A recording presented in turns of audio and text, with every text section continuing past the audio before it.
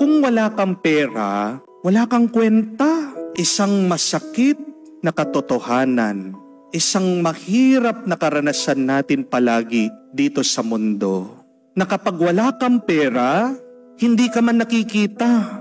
Kapag wala kang pera, binabaliwala ka. Subukan nyo man po, sabihin nyo sa pamilya nyo, wala kang pera. Di ba? Kaiinisan ka.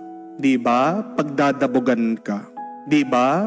Unti-unti lalayo sila sa iyo. Pero katotohanan na pag wala tayong pera, iniiwasan tayo ng mismong pamilya at kamag-anak natin. Makikita mo kung sino talaga yung tunay na nagmamahal sa iyo. Pag wala kang pera, kung sining mananatili, kung sino yung tatanggap sa iyo, yun yung totoo, tapat at tunay na nagmamahal sa iyo.